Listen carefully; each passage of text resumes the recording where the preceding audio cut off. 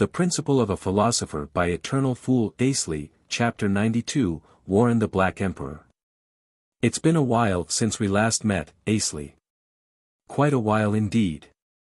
My jaw figuratively dropped to the ground when your partner Pochi suddenly appeared in my cave, I'll have you know.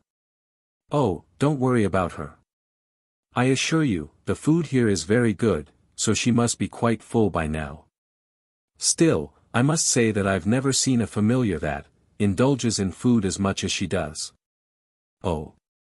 What is the matter, Asley? I don't think you look so good. Please tell Pochi that I'll be going back to town ahead of her. Goodbye.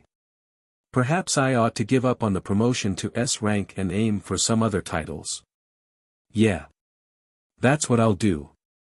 Even I myself was surprised by how easy it was for me to turn around and step away. I walked around the warrior woman who stood still, confused as to what was happening, but then another unfamiliar voice called out to me. Come on, don't say that.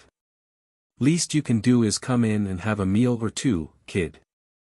It was a woman's voice, but the words spoken were not what I'd expect from one. It had the same brashness as Irene's, though the voice itself was obviously not at all the same. I turned around, and sure enough, the new person that stood there was a black-haired woman. She hopped toward me, instantly closing the 10-meter gap between us and landing without so much as a flinch. Her leg strength was astounding.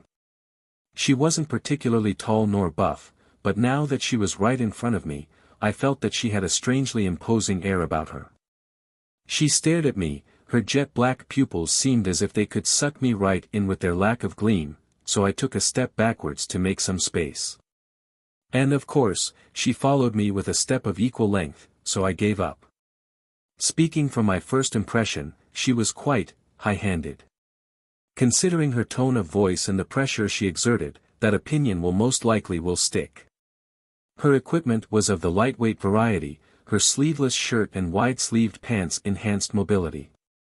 Although her build was slender all around, I could practically feel the strength exuding from her well-forged arms. Her age must be 30, give or take a few years. Most likely the same or slightly older than Betty, from what I could see. She seemed to be a go-getter type of warrior, and there's a reason I think that. It was because she wasn't armed with any weapon. Well, this is some crazy visitor we've got today. She gleefully declared as she perked her head and circled around me, checking out my body, all the while completely unarmed. Even Warren, now that he'd gotten closer to me, was also more or less surprised by how I looked. That is, quite an interesting transformation, I suppose. Since when were you a warrior, Asley? Warren cast his eyes slightly downward and asked his question while holding back his chuckle. Before we get to that, would you mind telling me who this is? This woman who's enjoying herself rubbing my calf so much. She's called Jennifer, and I must say, there's no stopping her once she gets going. I'm sure she'll be sticking with you on the way back as well. You'd be best off to not mind her so much. Now, if you stay around for an hour or so, I'm sure she'll eventually be satisfied and stop.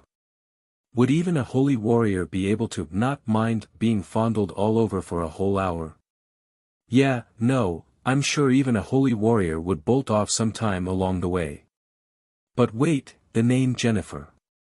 I might have heard that from somewhere, quite a while ago. I directed my gaze down on Jennifer as she perked her head once again, ducked, took off my shoe, and took a sniff of the arch of my foot.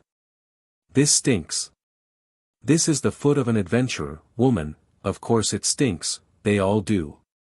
Especially one fresh out of a shoe after several hours. Shouldn't that go without saying? Sir Warren, everyone seems to be safe and sound. No major injuries to speak of.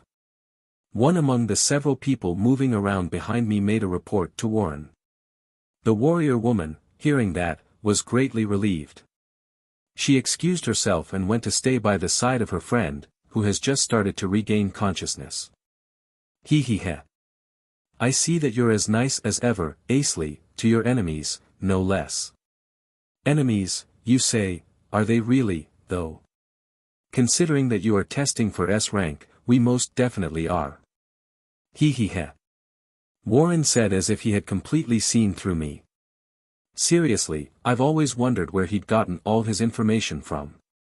You being chosen for a rank-up evaluation to rank S at your age is, quite surprising. How much time do you have left? About 3 hours. Well then, I ask that you hang out with us for about an hour. Warren said as he glanced at Jennifer. Wasn't that the approximate time it'll take for Jennifer to get off me? And does he seriously think the remaining 2 hours will be enough? Yeah, looks like I'll have to give up on that promotion. Knowing Warren, he probably had a good reason to be this pushy, so it'd be unwise of me to refuse him outright. For now, I'll listen to what he has to say, and then maybe I'll go back to train with Tu some more. With things roughly planned out in my mind, I walked with Warren into the cave, in accordance to his invitation. All the while, Jennifer clung to my thigh muscles like a permanent piece of armor. Everyone, you do well to remember this man's face. I have plans for him to potentially be part of the army's activities. Yes, sir. After informing the warriors and the mages at the entrance, Warren went inside. The army, he said. So, that's it. I'd guessed as much when I'd seen one of the warriors' titles, and it turned out to be as much trouble as I'd expected. They were the resistance. Warren, seeing me keep silent while following him, crossed his arms behind his back and proceeded to speak. I assume you haven't heard of me yet.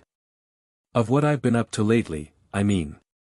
I figured you'd explain everything during the time I'm here, so. Haha. Back when I was in school, I swear, you were the only thing there I couldn't quite get a read on. Oh, I mean, there were many aspects of you that I'd understood easily, but.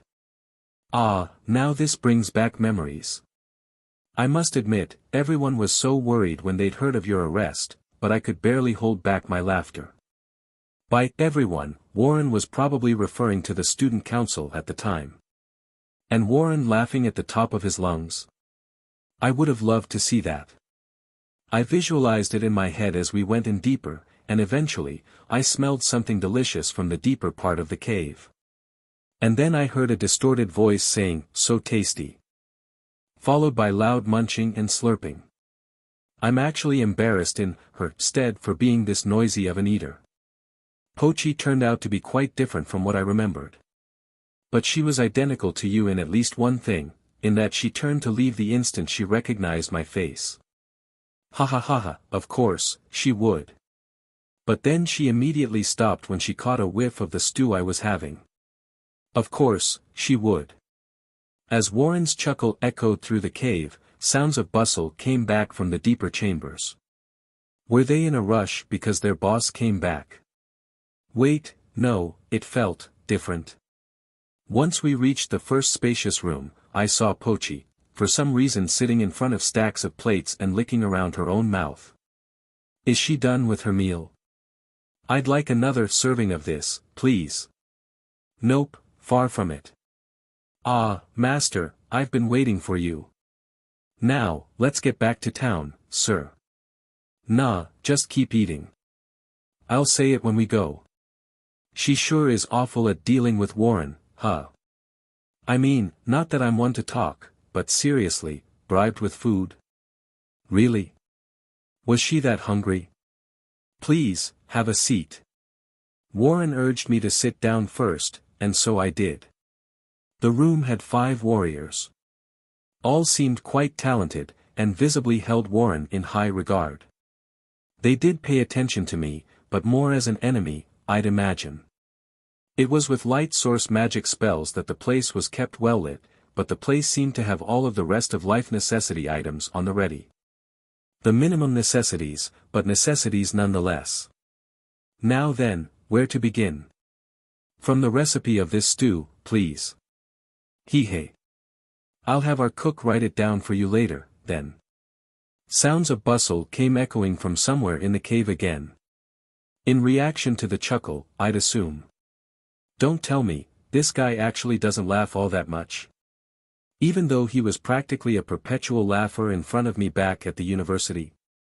In all seriousness, please explain everything regarding how you got here. Last time I asked you what you'd do, you refused to elaborate on your answer, so.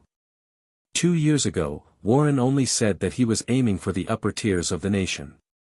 So why or how did he become one of the resistance, let alone as an apparent leading man? Then and now, my goal has never changed. I aim to put myself in a place higher than the 6 archmages, and for that, I have gone down a path I deemed the shortest. The shortest path, you mean the resistance? But of course. There is no future for this nation, not when it insists to be kept running on a corrupt system of everything. Now that he'd brought it up, I've realized that I'd been so focused on dealing with the Devil King that I'd practically ignored everything else. Perhaps this is the chance to get myself the current big picture in one go. A biased view it may be, but it'll still be better than nothing. As for the related subject. First off is War Demon Emperor Vaz, or rather, Puppet Monarch Vaz. Let us start from him, maybe it's not so biased after all. Anna, has sounded pretty biased to me though XD. The Principle of a Philosopher by Eternal Fool Asley, Chapter 93, The State of the Nation. Puppet Monarch. First I've heard of it. Miss Irene and Sir Gaston never said anything along those lines, at least. So, what about that man they called Grey? Oh ho, you sure know a lot for a first-year dropout. I assume you've heard it all from Miss Irene. Right, Irene did tell me most of it. Both the subject matter and the fact that they're only taught around the sophomore and junior years. Since I'd been dropped out toward the end of my freshman year, I reckon Warren had planned to explain that to me as well.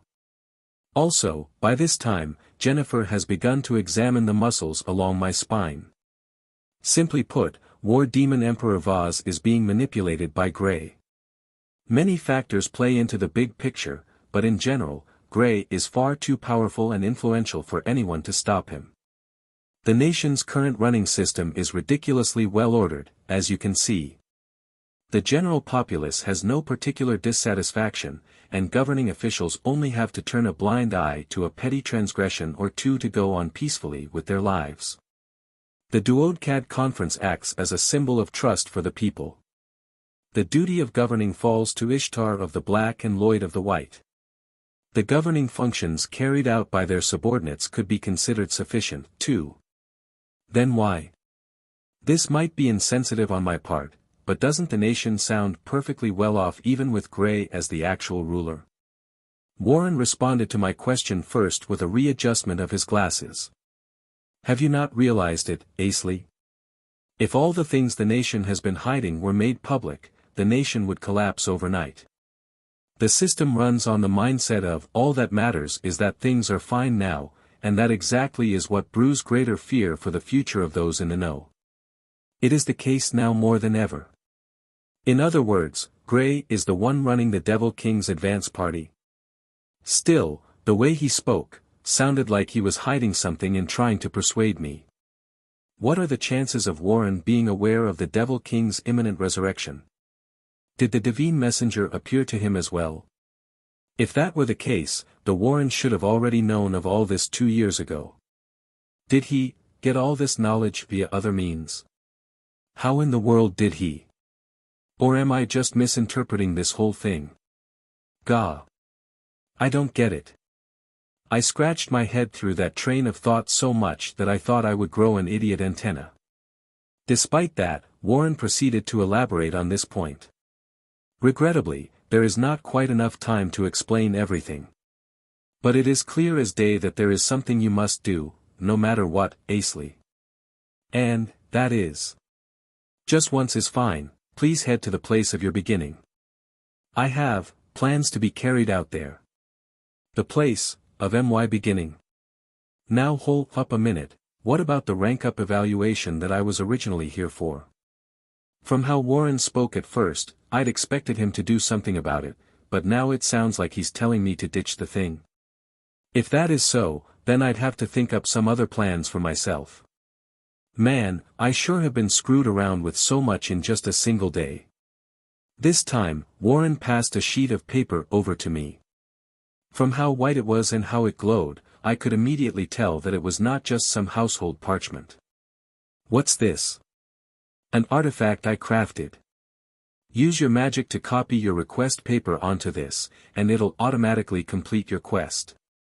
That's all it can do, but if mishandled, I reckon it could turn the guild's quest system upside down. Well, this thing does sound quite convenient. Not quite. The most we could do is see beforehand when the request for our subjugation is issued. If the ones who come aren't our enemies, then it is part of my job to make it so that neither parties are hurt. Well, we could do away with the more simple subjects with some gold, but this time, our opponent is out of our league, so to speak. Considering that the Duodcad conference is moving forward for our destruction now, we'll have to relocate as quickly as possible. We plan to depart shortly after you leave here today, Asley. I know your head count is low, but why? Don't you have any other place to hide? All will be revealed at the place of your beginning, Asley. Warren only repeated that as his response to my questions. What in the world could be there? While I pondered it over, Jennifer pointed her fingers at my eyes, ready to poke them, and then I stopped her at the last second. Ugh, can't touch this, huh? Seriously, Warren, what's the deal with this woman? I turned to ask while holding Jennifer's hand away, and saw that Warren was speaking with the cook, asking him to write down a copy of the stew recipe. He even remembered to fulfill that request for me. Now that's the kind of workplace integrity I'd expect from him. Huh, Jennifer's fist. Feels solid. Like, bony solid. Bone. Fist. Jennifer, ah. Are you Jennifer the Bone Fist, by any chance? What, you just realized that? Now this is a damn big deal. Jennifer, the Bone Fist of the Six Braves, just about anyone would know that name. I'd heard that she'd once risen up in rebellion, but, oh, I see. Now that makes sense since she'd joined up with the resistance. But, then this would mean, huh? You've successfully voided your contracts with the Black and White Chain, haven't you? Naturally, I had to ask them that first. The Black and White Chain had established such a thing, and they did enforce it fully. It was primarily so that no traitor would elude their sights. That was why I'd taken measures to avoid the contract, and got Lena away from it as well. You remember that I was the student council president, yes? I was the one to deliver every contract sheet to the Duodcad conference. At the end of the day, all of them are kept in the Magic University. The door to them can't be opened from the outside, but as the student council president, I was in charge of the place. That's why I could search for our contract sheets and tear them up, plain and simple. And that's that. Anyways, sounds like you helped out my lil bro quite a lot back in school, kid. Lemme thank you in his stead. Ah, yes. You're welcome. Huh, never would have thought these two were siblings. I mean, they've got the same black hair and fashion sense, but, they're like, the complete opposite of each other. Jennifer proceeded to sit herself on the table and pet Pochi's head. With her foot. Damn it, Pochi. You'd always get angry at me when I did that. Are you seriously just gonna let her do it? The knowledge is all open to the public now, but hardly anyone discussed it back when I was in school, you see. It's only natural that not many would know at the time. Now, Asley, you ought to make the copy while you have the time. In accordance with the reminder, I used the letter edit spell to copy the contents of the request paper onto the white sheet. When I was done, the sheet glowed even brighter and turned into an identical copy of the original to its left. Now this is an amazing artifact. It actually became a pre-completed request paper. But looks like you still have reservations about this. Of course I do. Wouldn't it be dangerous if this got caught as fake? There will be no issue, I assure you. We're only tricking the Adventurers Guild, not the Duodcad conference. Although it looks and works the way it does, the guild is actually an independent organization. Not even the nation's Duodcad conference can pry into their business that easily. Even if this were to reach Ishtar or Lloyd, they would write it off as a trifling matter and never make a major move, not just for this, at any rate. Simply report to the Adventurers Guild, and all will be fine, Asley. This guy sure has a way with his words. Still, if he's that confident in what he says, then that's probably how it'll be. Telling lies is one thing he never does, after all. Some parts omitted, yes, but never outright lies. I rolled up the new request paper, and also the stew recipe, and stood to leave. The whole conversation had taken a few minutes under an hour.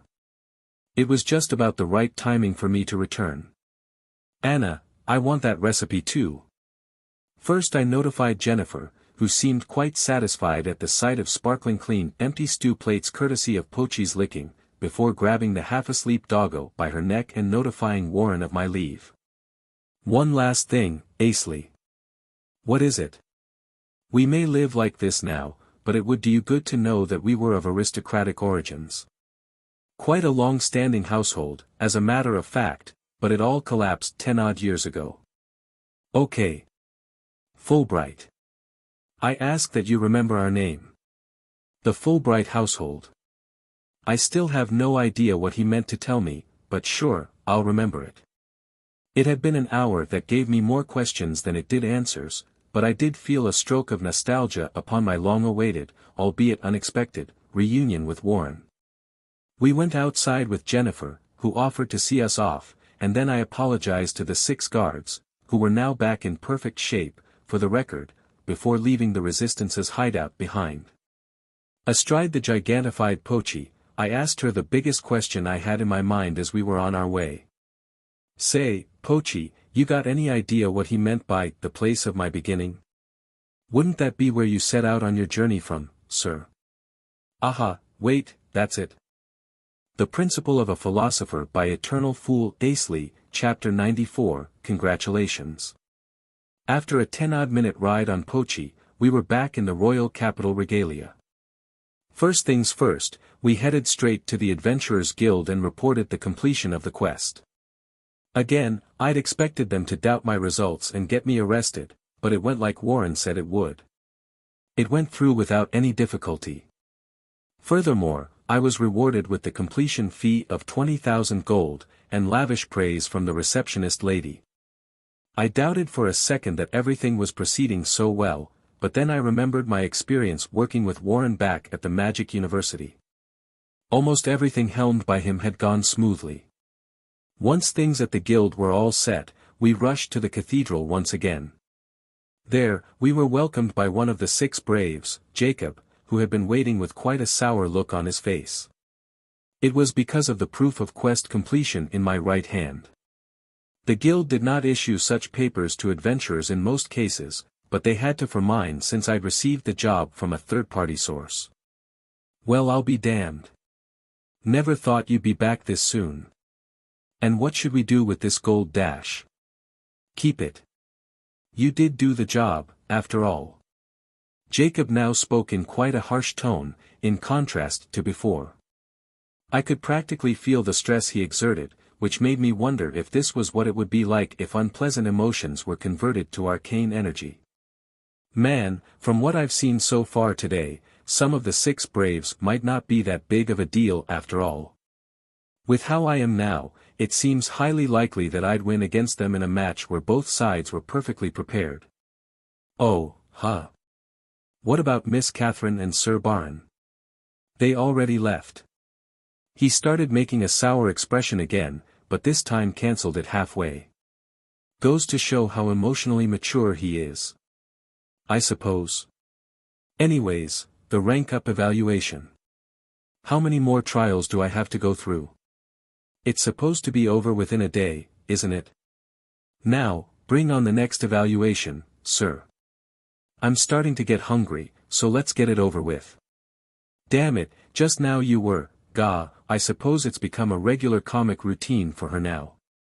But now, is Jacob not going to ask anything about the subjugation quest? At all? What of the integrity of your work, 6 braves? So, when you struck them down?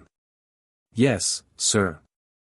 What look did they have on their faces when they died? He sure asked some ridiculous stuff out of the blue, this guy. Still, this might be a part of my evaluation. How should I go about my explanation? My master struck the enemy with a spell so large that it might as well have blown the forest off the ground. And at the same time And, the doggo proceeded to start her own story off. I ripped and tore the enemies apart, blew them away, and ripped some more. Pochi continued on with her string of transcendent lies, to which Jacob listened, to my surprise, with undivided attention. Her story made me come off as the evilest villain ever, having eradicated the Resistance's forces without leaving even their ashes behind. That's awesome, the me in the story, that is. Jacob's face gradually transitioned to a gleeful expression as he started reacting enthusiastically to Pochi's ramblings. You all right there, man? And so, my master sent the enemies to the depths of hell with his original super-duper awesome spell. Well. I was actually impressed by how long that made-up story went on for. Had she made all that up beforehand or something? Once Pochi ended her storytelling session, seeming quite proud of herself, I might add, Jacob turned to look at me. Jacob himself seemed satisfied too, presumably since he wasn't scrutinizing the process all that much, but then again, it felt like he wanted to say something. All right, now let's get to your last evaluation . We're at the last one already. Hello. We may look like this, but you do realize that the 6 Braves are quite busy, right? There's no way in hell we can hold a single evaluation over the span on multiple days. Yes, sir. Well, containing it within 3 trials seems like a nice balance. Not too long, not too short. Perhaps that was what they were going for. So what will I have to do? That super-duper awesome original spell of yours, can you show it to me? What? You know, that spell you used to send the Resistance's forces to the depths of hell. You did use it, right? Yes, of course, damn you, you stupid dog. It'll be fine, master. Stop giving me that look, damn it. I swear, I'm going to go past my boiling point if I hear it again. And Jacob. I couldn't tell whether he'd seen through the lie or was just playing things straight, but his smile sure wasn't fitting for what he'd asked me just now. Also, seriously, original spells. I do have some up my sleeve, sure, but I sure as hell don't have any that actually sends my enemies to the depths of hell. I swear, Pochi's in for punishment once we get back. Let's see. I'll have her eat exclusively vegetarian meals for 3 days straight. Oh, I'm sure that's gonna make her so happy. I can already see her crying tears of joy. It's dangerous to use it here, so we ought to do it away from the city. I sure can't wait to see it. Think. I must create an original spell in these few minutes I have left. A super-duper awesome spell. Well, I sure as hell can't blow up the forest, nor do I have access to any large-scale terrain-altering spells. A spell that sends my enemies to the depths of hell, how about Gravity Stamp? No, it's still a prototype based on what I'd seen from the enemy, too risky to reveal. For the awesomeness factor, it's got to be something that doesn't leave behind any ash, too. So what should I do? Oh, yeah. Something that exerts intense force to knock the enemy down or blow them away, wouldn't that work? Yeah, no, I can't even see how awesome a fortified whirlwind can come off as. A spell that doesn't reveal the enemy's prototype, doesn't change the terrain, but does enough to impress Jacob. Nothing. Nothing at all. Asley? Shouldn't we be leaving through the north gate instead? It's a long way to the south gate down the road you're headed. Jacob grinned, and I smiled back at him, while failing to hide my bewilderment. Sorry, sir. I've quite a bad sense of direction, you see. You sure are a scatterbrain, master. Damn you, how about I incorporate you into the stew recipe, huh? Actually, no. I can totally see her having fun swimming in the hot pot. Oh, don't make me laugh so much, master. It's going to make me even hungrier. Bah, she sure has a bottomless pit for a stomach. Bottomless? Ah, now that I think about it, I might be able to pull something off with that formula.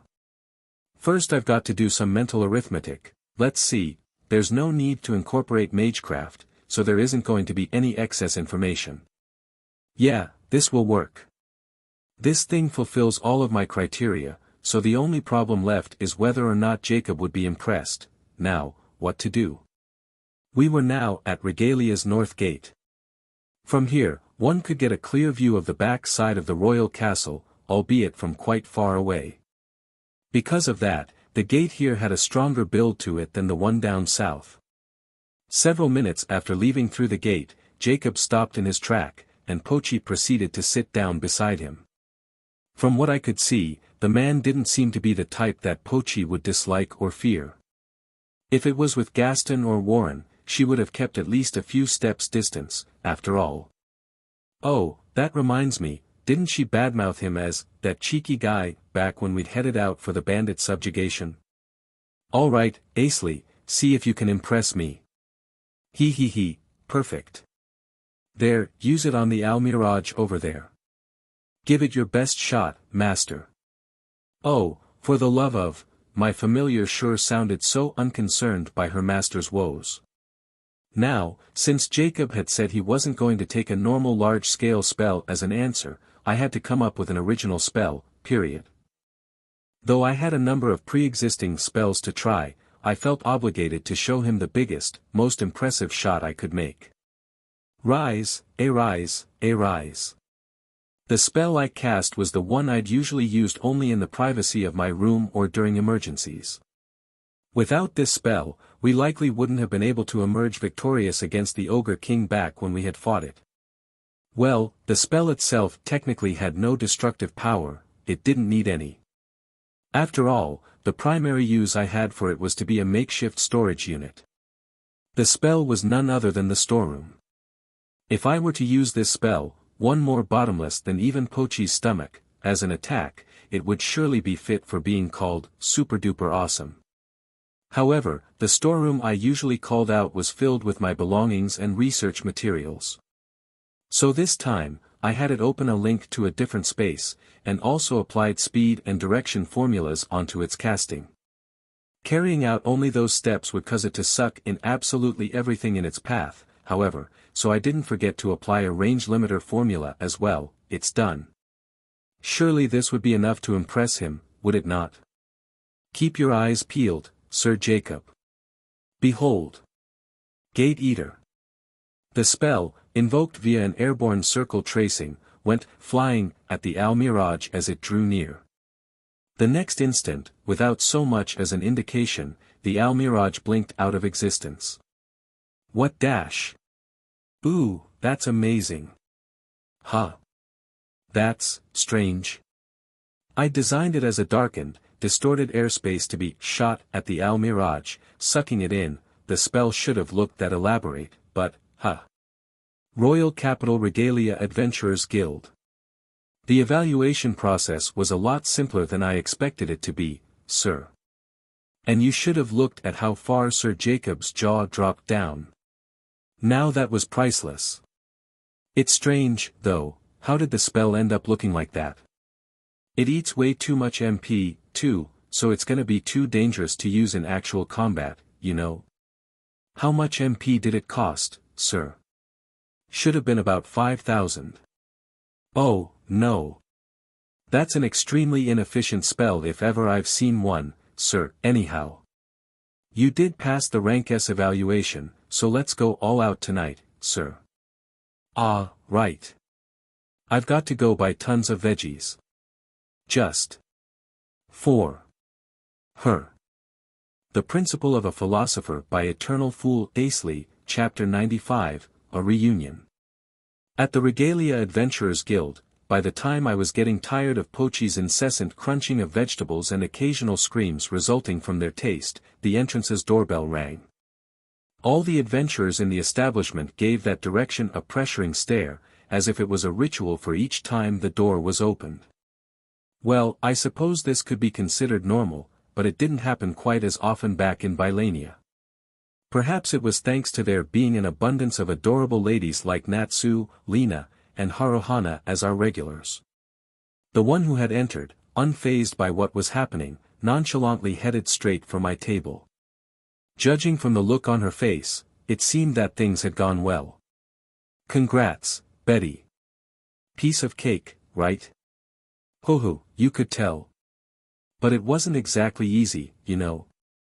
"You don't say, so who was your examiner?" "Someone who's especially good at dealing with you, Asley." Betty shot me a wink. What did she mean by, good at dealing with me? Oh, so it was Sir Gaston, then. Right. He was such a handful, I tell you.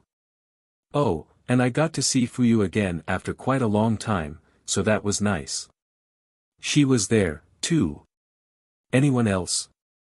Huh. Just her, who else? Oh, excuse me. Some ale over here. Betty turned abruptly to make her order and then snapped right back. I see, I see. I was the only one who had to deal with 3 of the 6 braves, huh? What an inconsistent system this is. With that said, I was still curious about Betty's evaluation process. Let's see if I can drown away all my dissatisfaction with food and drinks as we talk, eh? So, what did you have to do for the test? Well, since Sir Gaston already knew me, he just said, oh, it's nothing much, just show me how much you've improved, and brought me out through the west gate to where the giant monsters are. Had me deal with this thing called the Diaminotaurus. The best I could, he said dash. By the time she said that, the waitress came to our table with our ale. Anyways. Betty here sure is good at impersonating Gaston, huh? Come on, let's drink. Show crunchy. And why's Pochi munching on the veggies like there's no tomorrow? Ah, it's something like a punishment game. Don't worry about her. So, about time now? You bet. Cheers. The tankards rang with a nice, metallic clang. I usually wasn't so hot on alcoholic drinks, but on this occasion, of course I had to have some. Yet, even after 5,000 years, I had never managed to get accustomed to this burning sensation slithering through my throat. I still wouldn't argue that they were the perfecting thing for celebrations though. Yes, celebration, huh? Right, times like this don't come around often. I better order some meat and milk for Pochi, too. And so I had to fight that Diaminotaurus without knowing any magic that you'd usually use to take it down. Really, it should be illegal to classify it as rank A, what with its solid defense against pretty much anything else. True. Your blade shouldn't be able to go through its skin, right? That's right. I had to hit the same spot 500 times for me to start dealing any damage, you know. I swear, I thought I was gonna go mad from all that stabbing. Ha ha ha. 500 stabs at the same spot, huh? It should have been easier for her to deal damage if she'd aimed for its internals, which should have been dimly visible through their diamond-like skin, but then again, it's quite dangerous since she'd have to be at point-blank range. Betty's speed should be enough to pull it off, but all things considered, I suppose I wouldn't recommend it. I guess I'll pass her that info once the celebration starts to die down. So that's all you had to do? No way. After downing the Diaminotaurus, I had to fight Sir Gaston, right then and there. Wadash. For real. In response to my reaction, Betty shrugged as a half-confirmation. A one-on-one fight between Gaston and Betty, now that sounds awesome. I would have liked to see that. And how did that match turn out? When I asked that, I also realized that the other adventurers had already gathered behind Betty, their ears peeled for the scoop. Crap, I might have been speaking too loudly. Still, I'm sure just about anyone would want to hear the details. Except Pochi, perhaps, what with her being so busy with her steak. In her usual daring move, Betty proceeded to finish the rest of her tankard in one go. She hadn't been drinking like this back at the Potchesley agency, of course, so I suppose getting to do so once in a while was like her breaking free of her restraints. The adventurers behind her proceeded to order more ale for us, saying this round would be their treat. Suffice to say, it technically was somewhat of a payment for the story they were expecting to hear. How about you hear it from the man himself? Betty, now slightly red, pointed at the guild's entrance with one hand and raised her tankard to drink from with another. Before the rest of us even turned to the door, a voice called out from the counter. "Es Sir Gaston." Now we turned, and sure enough, Gaston was there, walking in with one hand resting on his staff. Well, I'll be damned. We might have been too absorbed in the conversation to notice his arrival. Amid the escalating commotion within the establishment, Pochi's body started to twitch. Hearing the name Gaston repeated over and over all around her, she covered her eyes with her front paws. Gah, the meat sauce has gotten all over her fur. I'll have to wipe it off for her later. As Gaston slowly walked in, his staff clicking on the floor with each step, I could see a girl following closely behind him. Now, who could that handsome lady be? With her pale, almost pure skin, and the sharp look of her eyes, her presence among the crowd was as prominent Gaston's. Suddenly, Pochi's nose twitched, then she took her paws off her eyes and stood up. Gah, now the sauce has gotten on the floor. I'll have to wipe it off now. This smell, is that you, Fuyu? Long time no see. Say what? Wait, no, now that I've been told. I could sense the warm and gentle air distinct to Fuyu behind that sharp glare of hers. Her outward appearance was what I'd imagine a grown-up version of her would look like, too. But, wait, no. I mean, are girls supposed to change that much over the span of just 2 years? Even Lena hadn't changed that much, so. While I was stunned by how great the degree of change that was, Betty proceeded to poke on my cheeks. Asley? What's wrong? Eyes looking a bit wide there, you know. Now I wanted to poke Betty back, too, what with her being locked in a broad smirk, but she may very well be correct that my eyes were opened quite wide. Fuyu, casting her eyes down and trying not to draw attention while walking behind Gaston, seemed to have noticed me looking, as apparent from her hurriedly hiding herself behind Gaston's legs.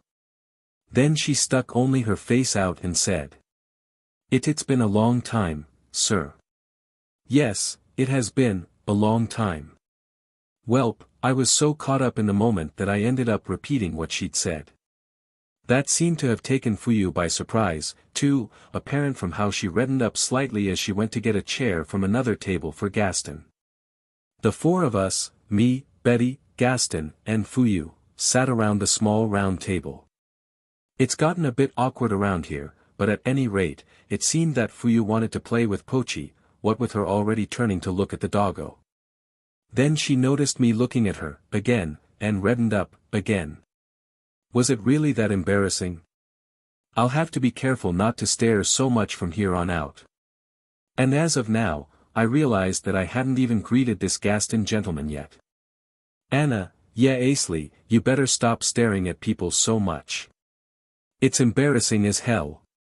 Heck, even reading about such a thing is embarrassing. Good day, Sir Gaston. I didn't quite expect to see you here, of all places.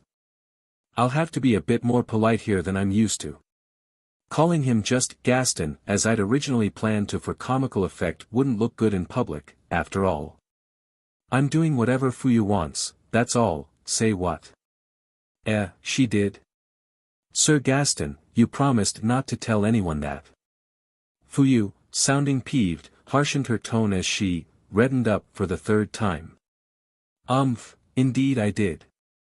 Now, it's nothing special, she'd heard that Betty would be here after the battle, you see. Figured she'd at least come to see her for a bit. Fuyu, her snow-pale skin now thoroughly flushed red, cast her face down as if to hide her face. Oh, no, thou shalt not stare, Asley. Thou shalt not stare. In a bid to separate my eyes from Fuyu, I followed up on Gaston's words. Yes, that's it. We were walking about the match between you and Betty just now, sir. We would like to hear about it, if you don't mind. It wasn't something to write home about. Then what's this old man even here for? I turned to look at Betty. In response, she shrugged and grumbled something along the lines of course it's me, to herself. I'm starting to get drunk, so it might be a bit exaggerated, but I can talk about it. May I, Sir Gaston? Get me a cup of tea. Seeming to have come to an agreement, Gaston requested for his drink. My heart bursting with a roar of triumph, I eagerly went to order the tea for him. And now, let's hear it. I'm so pumped up to know how the match had gone down. The Principle of a Philosopher by Eternal Fool Asley, Chapter 96, Betty and Gaston. Phew. So what do I have to do next, Sir Gaston? Having successfully felled the Diaminotaurus, Betty turned away from it and addressed Gaston. To the elderly man's side, Fuyu held her breath in awe at the sight of the monster's lifeless remains. Impossible. A warrior like Miss Betty, even with difficulty, prevailed over its diamond-like skin. When I voiced my objection to this test, Sir Gaston laughed it off, and now I know why. The result speaks for itself, doesn't it? Gaston took a brief glance at Fuyu and subtly raised the edges of his lips upon seeing her clench her fists. His countenance was as serious as ever, but the subtle expression suggested his satisfaction toward his pupil's improvement so far. He turned back to Betty and brushed his beard while he observed the brave warrior's aura as she sheathed her blade. As the saying went, he who believes is strong. Fuyu faintly mumbled to herself, with Gaston not quite hearing the whole thing. Step aside. Gaston's words to Fuyu this time were an imperative. It was particularly because the spot Fuyu stood at now would soon become dangerous. Fuyu immediately knew what he'd meant and, as if she'd gotten so used to it, promptly jogged back to the approximate distance that Gaston instructed her. But then the old master proceeded to say. Fuyu, 2 more steps. Why yes, sir. By Gaston's far-reaching voice, Fuyu was surprised to know that this would be more dangerous than she'd initially anticipated. She moved away just as she had been told. Although Betty hadn't been told what this step of her rank-up evaluation would be, she realized what it was from the fighting spirit Gaston exerted, and also the weight of his order to Fuyu. She would be having a match against Gaston, against one of the 6 archmages. Knowing that, Betty promptly made her next move. First, she prepared for the fight by applying the effects of all her special techniques, Fortify Strength, Fortify Resilience, Tempest, and Light Body. Then she confirmed the spots she and Gaston were currently standing on and came to the conclusion that at this distance between them, a warrior like her had the upper hand.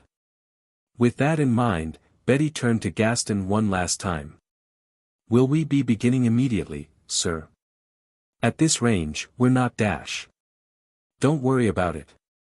Gaston interrupted her before she could finish what she'd intended to say.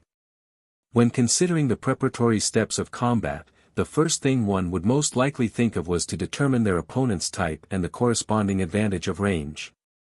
As a first-class warrior, Betty knew from experience how much of an advantage she currently held. Such a skill was naturally obtained by those who had gone through a reasonable amount of combat. It was impossible for one of the 6 archmages such as Gaston to not be well versed in the topic. Betty had attempted to make her previous statement with that in mind, but Gaston had insisted on proceeding without any change. Which meant that Sir Gaston considered the gap between his abilities and mine to be that great. Is that it? He had been making fun of her, or so Betty thought as she ground her teeth and propelled herself forward, aiming to close the gap within one bound. Mages were weak against warriors when pitted against the latter in close combat. Practically anyone was aware of that unwritten fact. Moreover, the fight had commenced with Betty's dash.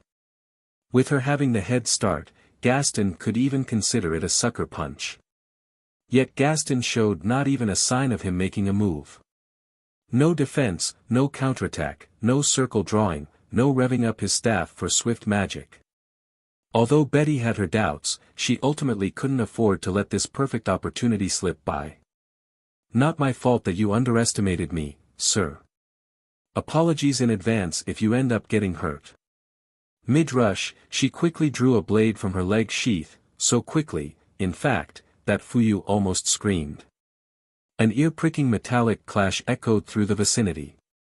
But the sight that had come before the sound caused a single drop of cold sweat to run down Betty's face.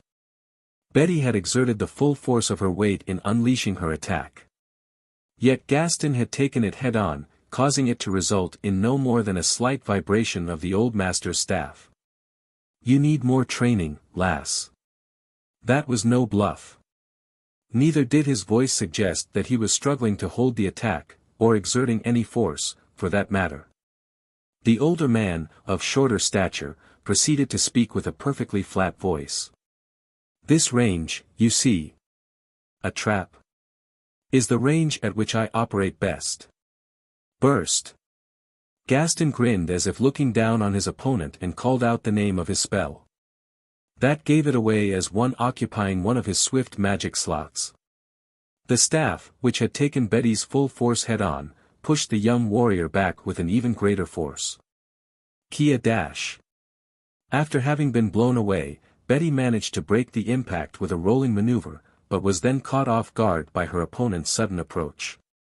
Fix that screams of yours and I might just consider you an actual warrior, lass.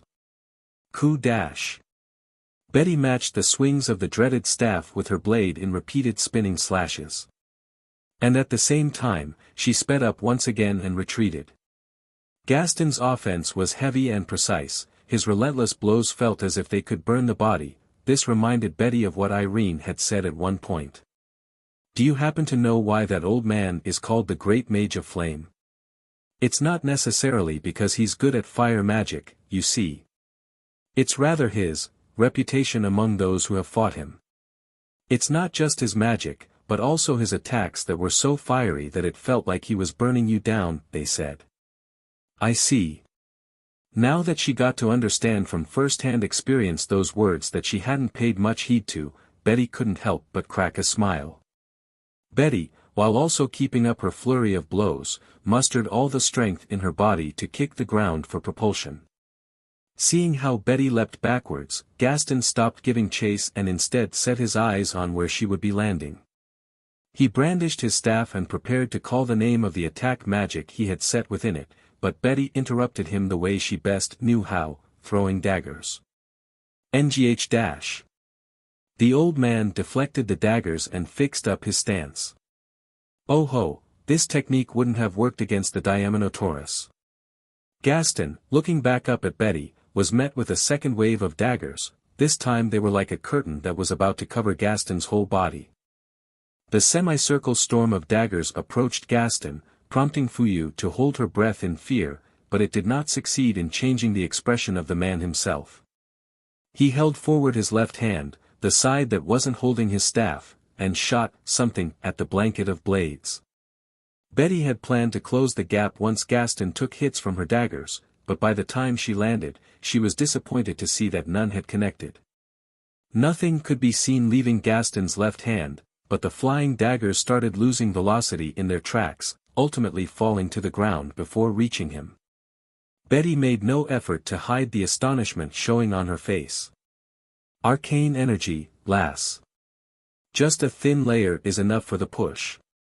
It can do that, too. Betty, having just experienced a fighting style she'd never seen before, felt a streak of sweat run down her back. Her plan had been foiled, and she had just used the last of her throwing daggers. Gaston, being one of the 6 archmages, was absolutely not on a level which she could take on with just one blade. With the stop of Betty's assault, Gaston held his staff toward her. Betty, expecting the attack spell that had been interrupted earlier, leapt a slight distance backwards. Attack spell, no matter how large, could be dodged if one was far enough away. Betty knew that full well. But that was exactly why. Again, you need more training. What? Hype up. Speed up. When she realized what was up, it was already too late. Just as it took time for one to move away, it would take as much for the other to close the gap. With that in mind, the sly Gaston had opted to cast ability enhancement spells on himself. Betty rushed forward, and when she was about to reach him, Gaston cast the third of his enhancement spells, Power Up, and swiftly moved away. And of course, he was now faster than before, having fortified his speed to be almost on the same level as Betty's. After a brief stalling using his evasive maneuvers, he finally invoked his attack spell. Earth Control. No way. What Gaston, the one called Great Mage of Flame, unleashed, was an earth elemental spell. Moreover, it had been via swift magic. It took Betty, and even Fuyu, by surprise. They hadn't anticipated him using up one of his precious swift magic slots for this particular spell. And that, people, is exactly why it is worth doing. A wall of earth emerged before Betty, its height making it impossible for her to jump over. Opting to dash around the wall between her and Gaston, Betty started toward her left. However, the spectacle of Gaston's spell did not quite end there. What? The Principle of a Philosopher by Eternal Fool Asley, Chapter 97, Betty the Silver Tiger. Countless earth walls emerged in the vicinity, encroaching on Betty as if to confine her range of movement. How did he cast so many instances of earth control so quickly? Of course, as Betty had doubted, it was usually not possible for one to cast a single spell, in this case, earth control, in such quick succession. Similar to Asley, Gaston had applied the effect Extend Magecraft onto his earth control's magic formula. That was the secret to his ability to manipulate such a wide area of land at once. One potential path of escape was blocked off after another with each emergence of the walls. Their appearances prioritized the direction in which Betty dashed toward, closing off the exits closest to her in a fluid rhythm. After a period of exerting her physical strength in vain, Betty's feet ultimately halted upon the blocking of one of the two remaining exits.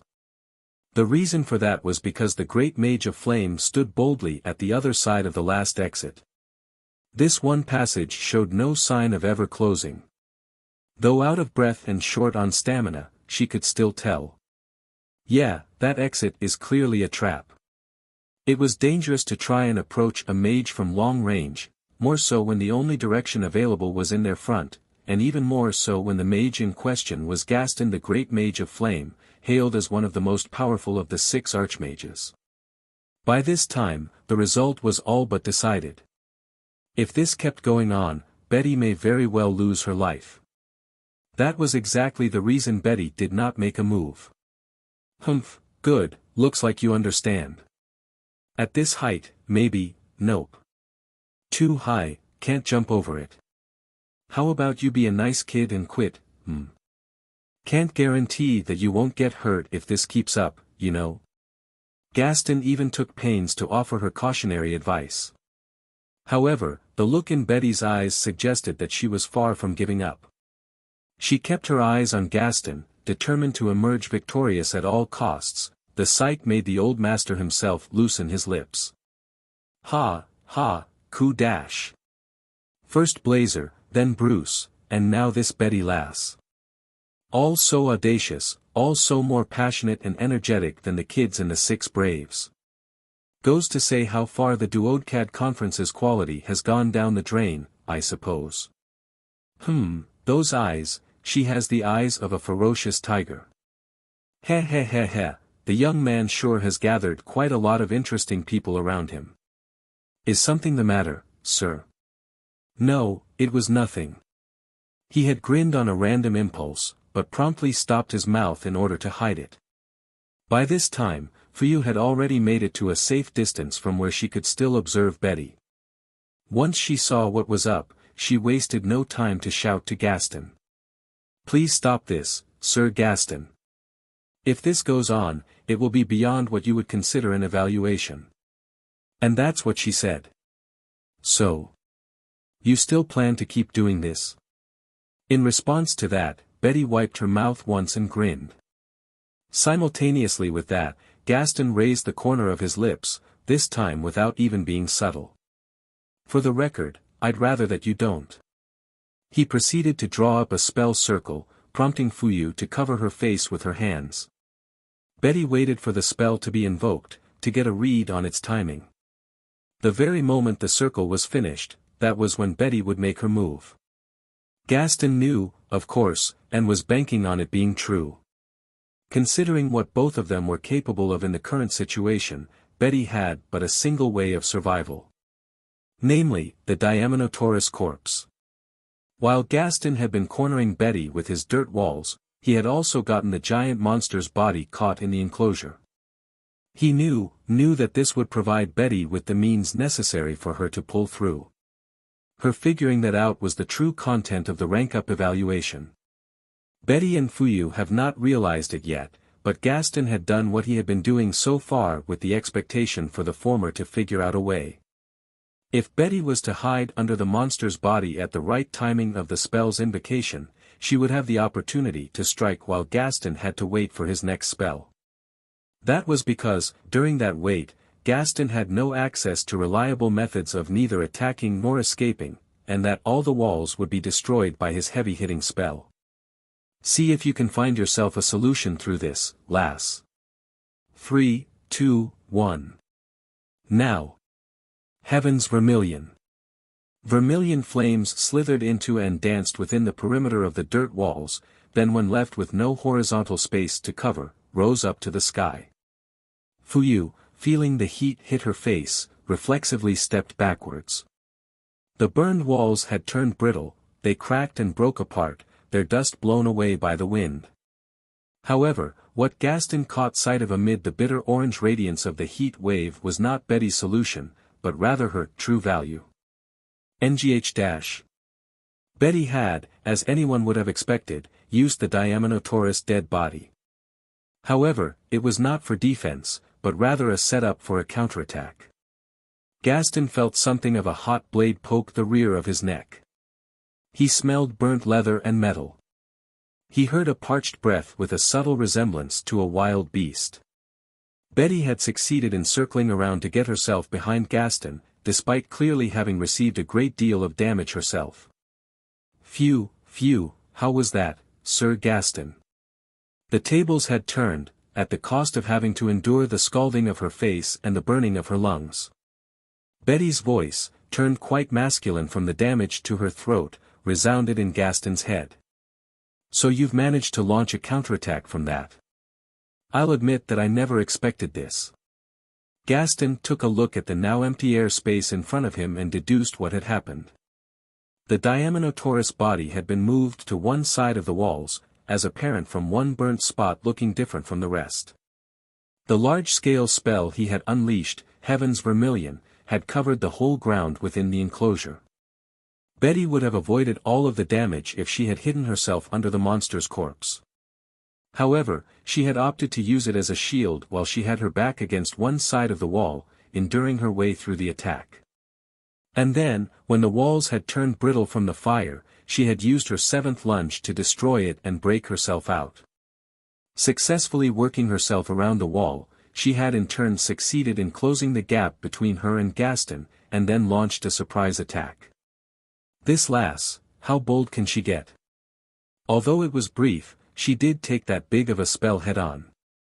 Scratch that, how did I even let my weakness be exposed through the use of my fire magic of all things? Fire-attributed spells, especially large-scaled ones, usually were used for the annihilation of one's enemies, but this time it hadn't been used with the intention to kill. Still, almost no one would be left alive if they took it head-on, provided that the attack was consistently maintained. Betty had exploited the situation to her advantage. You realize that if I didn't use a fire spell under this specific circumstance, you would be dead by now, right? That hits close to home, sir. I actually expected it to be fire, didn't even have a plan for anything else. Heh. Way to work herself around the limitations of the situation. By this time, Fuyu has also gotten a grasp on the big picture. Since she had missed the moment when the tables had turned, she was now staring at the current situation in disbelief. Amid the burnt ground and smoking air, Gaston was stuck in front of Betty with the blade of her dagger on the base of his neck. By the time the blade cooled down, he took one breath in and out of his nose, tickling Betty's hand. "Humph, I suppose that does constitute a passing grade." "Come again." Betty raised one eyebrow at Gaston's arrogantish statement. She had received a passing grade despite having been losing so badly for the most of it. What could be the action she had taken that satisfied the old master? That one doubt ran through Betty's head, almost driving her to move her blade closer to Gaston's neck. However, her movement was restricted by an unknown force. "Can't move." Fuyu, observing from afar, elaborated on what it was that had snatched away Betty's control over her body. "It's the Hexa boundary." It was being kept active with the craft circle under Gaston's feet. Both Gaston and Betty were caught within the perimeter of its effect. "Oh come on, you saw through this as well." "I didn't. But it makes sense for me to have something on the ready, doesn't it?" The blue light gushed forth from the circle and streamed through one of the surrounding stakes to the next. "But, aren't you caught in this as well, Sir Gaston?" "Heh heh heh heh, you expect a practitioner to be done in by his own magecraft?" "Gah." Gaston calmly moved away Betty's blade and then walked out of the boundary. His escape from the Hexa boundary was the decisive move of this match. With that, the great mage pointed one end of his staff at Betty, who had no means of making another move. "And, that's the end of it. Thank you, sir." The curtains of this battle closed with what could be considered Gaston's total victory. And it could be considered a match that yielded many lessons worth of consideration, not only to Betty, but to Gaston as well. "Fuyu, recovery magic on Betty." "Yes, sir." Fuyu instantly rushed over, and Gaston disengaged his Hexa boundary to make way. Although Betty had lost, she had a refreshed, satisfied smile plastered on her face, as she had successfully gotten Gaston to recognize her name. You're tuning in to the Han Lee's Wuxia Adventures YouTube channel. We're so grateful for your support, and don't forget to subscribe to join us on this incredible journey through captivating stories. Your generosity through donations truly makes a world of difference, as it's the primary source of revenue that allows me to expand and enhance this channel for you. Thank you from the bottom of my heart for being a part of this adventure.